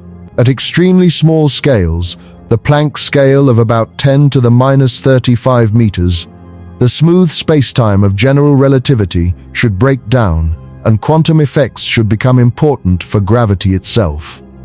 We do not yet have a complete theory of quantum gravity, and this is one of the great unsolved problems in physics. Some approaches to quantum gravity suggest that spacetime itself is not fundamental but emergent. In this view, spacetime is made of something more basic, perhaps quantum information or quantum entanglement, or some discrete structure that looks like smooth spacetime only when you zoom out far enough. Just as water appears smooth and continuous at our scale, but is made of discrete molecules at the atomic scale, spacetime might appear smooth and continuous at our scale, but be made of something discrete at the Planck scale. If spacetime is emergent, then the speed of light, as a property of spacetime geometry, would also be emergent. It would not be a fundamental constant put into the theory by hand, but would arise from the underlying structures. This does not mean it would be any less real or any less absolute at our scale. Water's fluidity is real and consequential even though water is made of discrete molecules. But it would mean that the speed of light has a deeper explanation. That there is an answer to why this value that goes beyond it is just a property of spacetime. One specific prediction that some quantum gravity theories make is that the speed of light might not be exactly the same for all photons. Some models predict that extremely high-energy photons might travel very slightly slower or faster than low-energy photons. The difference would be incredibly small, suppressed by the ratio of the photon's energy to the Planck energy, which is enormous. But over cosmic distances, even tiny speed differences could accumulate and become detectable. Astronomers have tested this by observing gamma-ray bursts, the most energetic explosions in the universe, which produce photons of widely varying energies from a single event billions of light-years away. If high-energy photons travel at a slightly different speed, they should arrive at slightly different times than low-energy photons from the same burst. The results so far show no convincing evidence of any energy-dependent speed of light, placing strong limits on how large such an effect could be. But the search continues, because finding even a tiny deviation would be one of the most revolutionary discoveries in physics, a direct window into quantum gravity. Another approach to this question comes from the ER=EPR conjecture, proposed by Juan Maldacena and Leonard Susskind. This conjecture suggests that quantum entanglement is connected to wormholes in spacetime.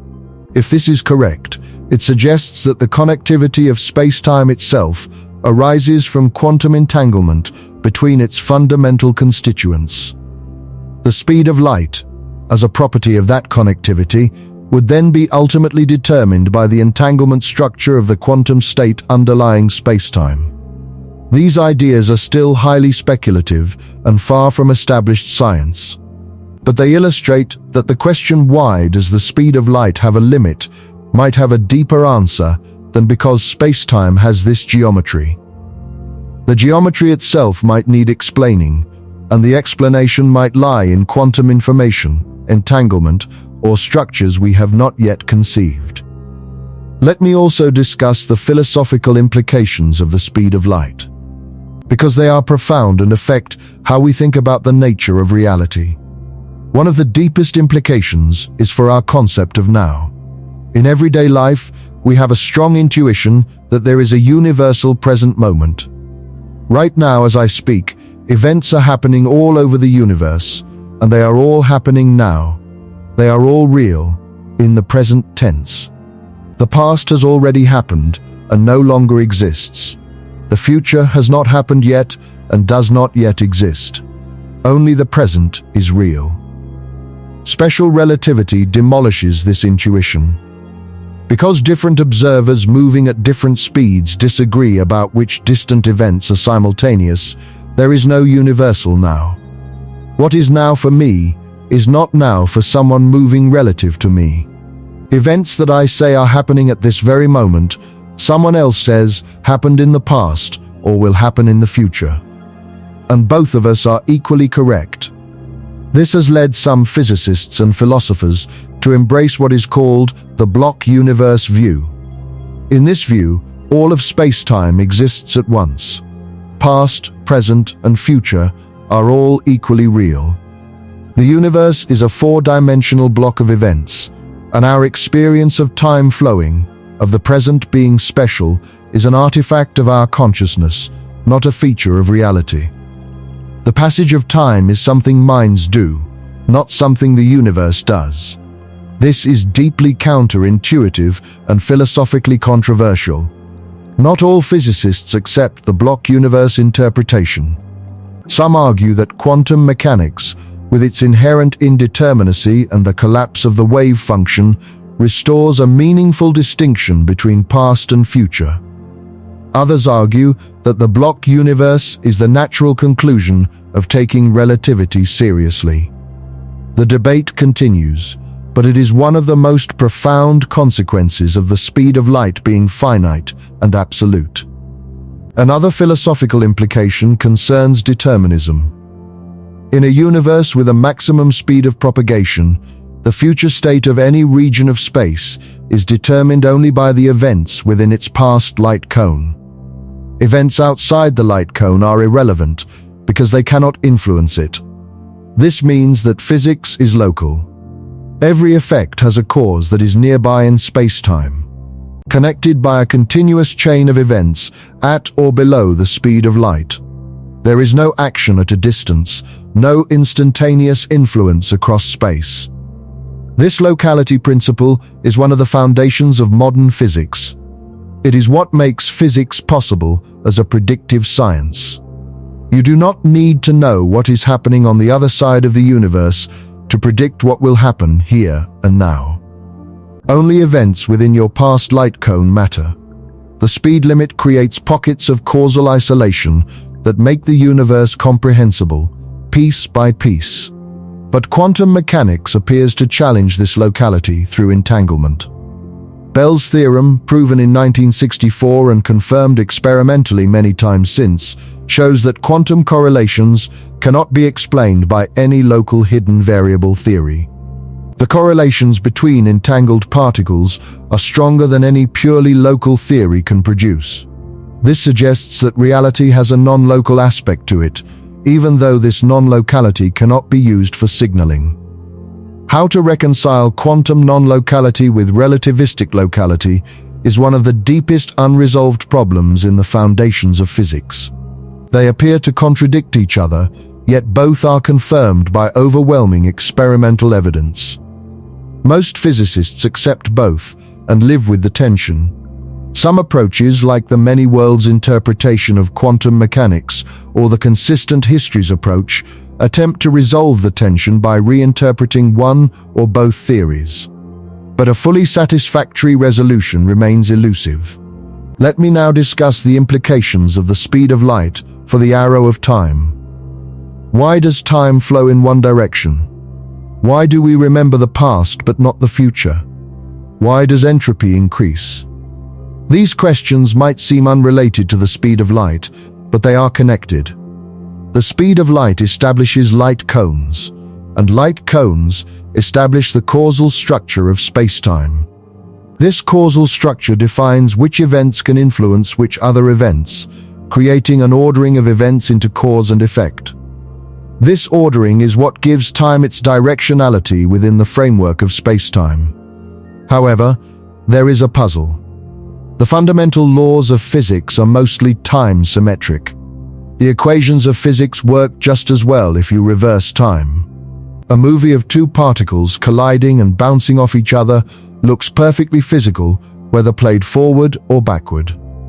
So where does the arrow of time come from? The standard answer involves thermodynamics and the initial conditions of the universe. The universe started in a state of extremely low entropy, extremely high order, and has been evolving toward higher entropy ever since.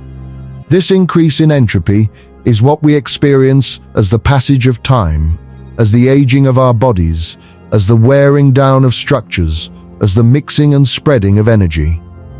And the light cone structure of space-time ensures that this entropy increase propagates causally, maintaining a consistent arrow of time throughout the universe.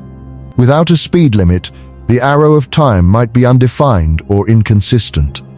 Different regions of the universe might have different arrows of time, or the arrow might reverse in ways that create paradoxes. The speed of light, by limiting causal connections to light cone interiors, ensures that the arrow of time is globally consistent even in an expanding universe with complex dynamics. Now I want to bring several threads together and give you the deepest possible answer to the question in our title. Why does the speed of light have a limit at all? The answer operates on several levels, each deeper than the last. This is speculative, but it illustrates a broader point. The speed of light is not just one fact among many in physics. It is a thread that connects almost everything. Pull on it, and the entire tapestry of physics comes along. Mass, energy, time, space, causality, information, forces, particles, the expansion of the cosmos, the isolation of civilizations, the death of stars, and the beginning and end of the universe itself, all connected through this single number. Let me now talk about a topic that many find fascinating: what we experience versus what the equations tell us. The speed of light creates effects that are genuinely bizarre and challenge our intuition about what is real. Consider the twin paradox. This is not actually a paradox, but a thought experiment that illustrates how counterintuitive relativity can be. Two twins are born on Earth. One stays home. The other gets on a spaceship, travels at a speed close to the speed of light to a distant star, turns around and comes back. When the traveling twin returns, they are younger than the twin who stayed home. Not just appearing younger or feeling younger, actually, physically, biologically younger.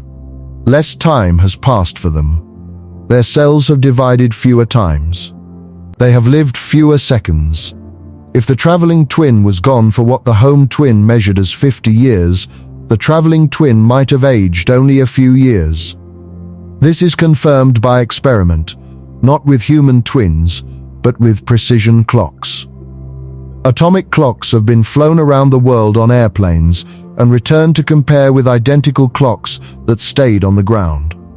The traveling clocks showed slightly less elapsed time, exactly as predicted by special relativity, accounting for both their speed and their altitude. The reason this is sometimes called a paradox is that both twins can claim the other was moving. From the traveling twin's perspective, it was Earth that moved away and came back. So should not the home twin be younger instead? The resolution is that the situation is not symmetric. The traveling twin had to accelerate, decelerate, turn around, and accelerate again. These accelerations break the symmetry between the two observers. The twin who stayed home remained in a single inertial frame throughout. The traveling twin did not. It is this asymmetry that determines which twin ages less. This has a remarkable implication. If you want to live longer, in absolute terms, you should move faster. A person who spends their life flying at high speeds will age slightly less than a person who stays still. The difference at aircraft speeds is negligible, nanoseconds over a lifetime. But in principle, if we could build spacecraft that approach the speed of light, we could extend human lifespans indefinitely. Not through biology, but through physics. You would not live longer in your own experience. Your subjective experience of time would be completely normal. But you would survive into the far future, outliving civilizations that existed when you left. This is not life extension in the biological sense. It is time travel into the future, and it is absolutely allowed by physics. The speed of light makes genuine time travel into the future possible, even routine at high speeds. What it forbids is time travel into the past, because that would violate causality. Let me now discuss something related: the distinction between what is possible, what is practical, and what is fundamentally forbidden. The speed of light forbids only one thing absolutely: faster than light travel for massive objects, or faster than light information transfer. Within that constraint, amazing things are allowed. You can, in principle, travel to any point in the observable universe within a single human lifetime, from your own perspective, as long as you can accelerate enough. You can effectively time travel into the far future. You can use time dilation to make interstellar journeys survivable for human travelers. But what is allowed by physics is not necessarily achievable by engineering. The energy requirements for near-light speed travel are staggering. Accelerating even a small spacecraft to 99% of light speed requires energy equivalent to many times its mass, which through E equals mc squared is already an enormous amount. No current or foreseeable technology can provide this much energy in a practical form for a spacecraft. However, it is important to recognize that what seems impossible to current technology might become achievable with future advances. 1,000 years ago, the energy to fly across an ocean in a few hours was inconceivable. Today, it is routine. The speed of light limit is not like the sound barrier, which turned out to be merely an engineering challenge. The speed of light limit is absolute. But the ability to get close to it, to achieve 90 or 99% of light speed, is an engineering challenge, not a physical impossibility. Future civilizations might well achieve near light speed travel. They will never achieve or exceed light speed. Let me now turn to an aspect of the speed of light that affects our everyday understanding of the universe, what we see when we look at the sky. When you look up at the night sky, you are not seeing the universe as it is. You are seeing it as it was. The light from each star took time to reach you. Sirius, one of the brightest stars, is about 8.6 light-years away. The light you see from Sirius tonight left that star 8.6 years ago. You are seeing Sirius as it was nearly a decade ago. It might have changed in that time, though it almost certainly has not changed much. But go further out. The Andromeda Galaxy is 2.5 million light-years away. The light arriving from it tonight has been traveling for 2.5 million years. You are seeing Andromeda as it was when early humans were first emerging on the African savanna. If something dramatic happened in Andromeda today, we would not know about it for 2.5 million years. The most distant objects we can observe, ancient galaxies and quasars at the edge of the observable universe, are seen as they were more than 13 billion years ago. We are looking back to a time when the universe was very young, when the first stars and galaxies were just forming. These objects are now much farther away than 13 billion light-years, because the universe has expanded while their light was traveling. The objects themselves have presumably evolved enormously in the intervening time. What we see is their distant past, a ghost image preserved in light. The cosmic microwave background, the oldest light in the universe, was emitted about 380,000 years after the Big Bang. When we detect it, we are looking back 13.8 billion years to see the universe as it was in its infancy. This light has been traveling toward us for virtually the entire history of the universe. And it is everywhere in the sky, a faint glow coming from every direction, because the universe was hot and dense everywhere at that early time, and in every direction we look, there is a surface 13.8 billion light-years away from which that ancient light originated. This means that astronomy is inherently historical. We cannot observe the present state of the universe beyond our immediate vicinity. We can only observe its past, with the depth of the past depending on the distance to the object. The speed of light turns the universe into a time machine, with every observation being an observation of history. The farther we look, the deeper into the past we see. This has a profound implication for cosmology. We can watch the evolution of the universe by looking at different distances. Nearby galaxies show us the universe as it is recently. Moderately distant galaxies show us the universe a few billion years ago. Very distant galaxies show us the universe in its youth. By combining observations at different distances, we piece together the history of cosmic evolution. From the hot, dense early state through the formation of the first structures to the complex tapestry of galaxies and clusters we see today. Without the speed of light being finite, we could not do this. If light traveled infinitely fast, all observations would show the universe's current state, and we would have no window into its past.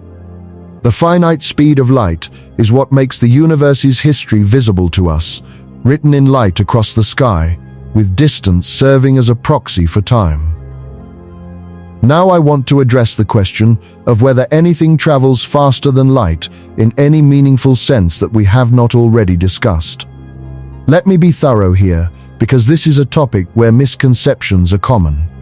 We have already discussed the expansion of space, quantum entanglement, phase velocities, and Cherenkov radiation. But there are a few more cases worth mentioning. Shadows and light spots can move across a surface faster than the speed of light. If you spin a powerful laser pointer rapidly, the spot of light on a distant wall can sweep across faster than light speed. On an astronomically distant surface, even a modest rotation speed would produce a spot moving at superluminal speeds. But no physical object or information is actually moving at that speed. The spot is not a single physical entity that is traveling. It is a series of different photons hitting different parts of the wall at successive moments.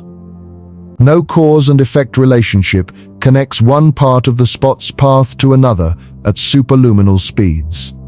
Similarly, scissors closing at their blades, if the blades are very long, the cutting point where the blades meet can in principle move faster than light along the length of the material being cut. But this cutting point is not a physical object. No information or matter is traveling at that speed. The blades themselves are made of atoms that are not moving faster than light. In quantum field theory, there is a concept called quantum tunneling, where a particle can appear on the other side of a barrier without classically traversing the space in between. Some experiments have been interpreted as showing superluminal tunneling speeds. However, careful analysis shows that no information is transmitted faster than light in these experiments. The apparent superluminal speed is an artifact of how the tunneling time is defined and measured, not a genuine violation of causality. These examples all reinforce the same point.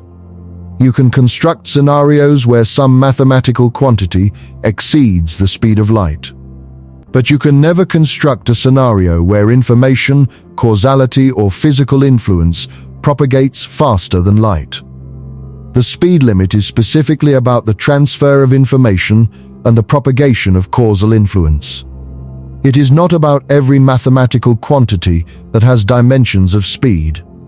Let me now discuss an aspect of the speed of light that connects to human psychology and perception. We live in a world where the speed of light is effectively infinite for all practical everyday purposes. Light crosses a room in about 3 nanoseconds. Even the longest distances in our daily experience, from one side of a city to another, are covered by light in microseconds. We never perceive any delay in light's arrival. For all practical human purposes, light is instantaneous. This is why special relativity seems so counterintuitive. Our brains evolved in a world where light speed is irrelevant, where speeds are always a negligible fraction of light speed, where time is absolute and space is absolute, and everything behaves as Newton described. Our intuitions are tuned for a Newtonian world because that is the world we experience at human scales. But this is not because Newton was right and Einstein's corrections are tiny. It is because we happen to live at a scale where relativistic effects are imperceptible. The effects are there. They are just too small to notice. Your clock really does run slightly slow when you walk across the room. You really are slightly shorter in your direction of motion. But the differences are in the 20th decimal place, far below any human ability to detect. If we were creatures who routinely moved at a significant fraction of the speed of light, if our daily commute involved relativistic speeds, our intuitions would be completely different. Time dilation and length contraction would be as obvious to us as the fact that distant objects look smaller. We would intuitively understand that time is relative, because we would experience it directly in every interaction with our neighbors and friends who are moving at different speeds. The fact that we cannot intuitively grasp relativity is not because it is strange. It is because our experience is limited. We live in a tiny corner of physical possibility, at speeds billions of times slower than light, at energies far below relativistic thresholds, at scales where Newtonian mechanics is an excellent approximation. Einstein revealed the broader truth that lies beyond our narrow experience, a truth that is no less real for being hard to picture. Now let me take you through one more profound implication of the speed of light. Let us think about what it means for the nature of existence across the universe. Consider 2 events happening right now, your reading of these words, and a supernova exploding in a distant galaxy. Are they simultaneous? In your reference frame, you can define a moment of simultaneity that includes both events. But someone moving relative to you at high speed would disagree about when now is in that distant galaxy. They might say the supernova has already happened, or has not happened yet, or is happening at a different now than your reading of these words. The speed of light makes this ambiguity possible, because there is no instantaneous connection between here and there. Because no signal can tell us the current state of a distant location without a time delay, the concept of the current state of the distant universe is undefined. There is no fact of the matter about what is happening right now in a galaxy millions of light years away. Right now there depends on who is asking and how they are moving. This is not just a problem of measurement or knowledge. It is a statement about the nature of reality. If there is no universal now, then the universe does not have a global present state. Past, present, and future are not absolute categories, but observer-dependent perspectives on the four-dimensional block of space-time. The speed of light, by preventing instantaneous connection, prevents the existence of a universal present. Some philosophers argue this means the future already exists. If my now includes events that are in your future, and if both of us are equally correct, then those future events must already exist in some sense. They are not undetermined or unreal. They are simply located in a different region of space-time that different observers access at different moments. This is the essence of the block universe view, and it flows directly from the finite speed of light and the relativity of simultaneity. Others disagree, arguing that quantum mechanics restores genuine indeterminacy to the future, that the block universe view is too deterministic. This debate is ongoing and deeply connected to the interpretation of quantum mechanics, the nature of consciousness, and the philosophy of time. Let us now consider the speed of light from the perspective of energy and what it tells us about the composition of the universe. We have discussed E equals mc squared and how it relates mass to energy. But let us think about what this means for the energy budget of the universe. The total rest mass energy of all the ordinary matter in the observable universe is staggering. But even more staggering is the kinetic energy of that matter when it moves at relativistic speeds, as it does in particle jets from black holes, in cosmic rays, and in the early universe when everything was very hot and moving very fast. In the early universe, during the first few minutes after the Big Bang, the temperature was so high that particles were moving at speeds very close to light. At these speeds, the kinetic energy of particles exceeds their rest mass energy. The universe was dominated by radiation, by photons and other relativistic particles whose energy far exceeded the rest mass of any matter present. It was a universe of speed, where almost everything moved at nearly the speed of light. As the universe expanded and cooled, the radiation lost energy through redshift, and matter became dominant. Today, the energy density of radiation in the universe is much less than the energy density of matter. But this transition, from a radiation-dominated universe to a matter-dominated one, was a pivotal moment in cosmic history. It determined when structures could begin to form, when gravity could begin pulling matter together to make galaxies and stars. And today, neither matter nor radiation dominates the energy budget of the universe. Dark energy does. This mysterious component, which causes the acceleration of the universe's expansion, accounts for about 68% of the total energy. Dark matter accounts for about 27%. Ordinary matter, everything we can see and interact with, accounts for only about 5%. The speed of light connects to all of these components. The cosmological constant, the simplest form of dark energy, has units that involve the speed of light. The critical density of the universe, which determines its geometry and ultimate fate, depends on the speed of light. The relationship between the expansion rate of the universe and its energy content, described by the Friedmann equations, involves the speed of light essentially. Our entire cosmological model is built on the framework of general relativity, which is built on the constancy of the speed of light. Let me now discuss a topic that brings together many of the threads we have explored: the information paradox of black holes. When matter falls into a black hole, it crosses the event horizon and, from the outside, appears to be gone forever. The information about what fell in, the specific quantum state of the matter, seems to be lost. But quantum mechanics has a principle called unitarity that says information can never be truly lost. Every physical process must be reversible in principle. The information must go somewhere. For decades, this appeared to be a genuine contradiction between general relativity, which says information is lost behind the event horizon, and quantum mechanics, which says it cannot be. This is the black hole information paradox, and it remains one of the most important unsolved problems in theoretical physics. The speed of light is central to this paradox. It is the speed of light that creates the event horizon. It is the speed limit that prevents information from escaping. Without a finite speed of causality, there would be no event horizons. No black holes in the conventional sense, and no information paradox.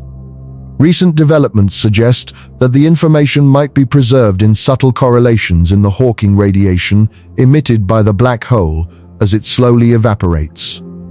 This radiation is produced by quantum effects near the event horizon and over the immense lifetime of a black hole. The total radiation carries away all the information that fell in. But how this happens, how the interior information gets encoded in the exterior radiation, involves the deepest questions about quantum gravity and the nature of spacetime at its most extreme. The ER=EPRA conjecture mentioned earlier plays a role here. It suggests that entanglement between the Hawking radiation particles and the black hole interior is geometrically connected through wormholes in spacetime. These wormholes are not traversable. They do not allow faster than light travel or communication, but they represent a deep connection between quantum entanglement and space-time geometry. The speed of light is respected at every step, yet information is somehow preserved through these quantum gravitational effects. This is cutting-edge theoretical physics, and many details remain unclear. But it illustrates how the speed of light remains central to the most fundamental questions in modern physics. Every attempt to understand quantum gravity must grapple with the speed of light, must respect its limits while explaining how information and causality work in extreme situations. Let me now bring up a thought that may have occurred to you during this discussion. If the speed of light is so fundamental, so woven into the structure of reality, could there be signals of it in everyday life that we overlook? Are there ways in which the finite speed of light affects our daily experience beyond the obvious ones? The answer is yes, though the effects are subtle. Every time you make a phone call to someone on the other side of the world, there is a delay of about 1/10 of a second due to the signal traveling at the speed of light through optical fibers. You may not consciously notice it in most calls, but in video conferences, this delay becomes noticeable as a slight lag that makes conversation feel less natural. Every time you use the internet, the speed of light limits how quickly data can travel between servers. A request to a server on the other side of the world cannot be answered faster than about 60 milliseconds round trip. This latency is the speed of light manifesting in your everyday digital experience. It is why online games have ping times, why streaming video requires buffering, why financial traders pay millions to place their servers closer to stock exchanges. They are all fighting against the same limit that prevents spaceships from exceeding light speed.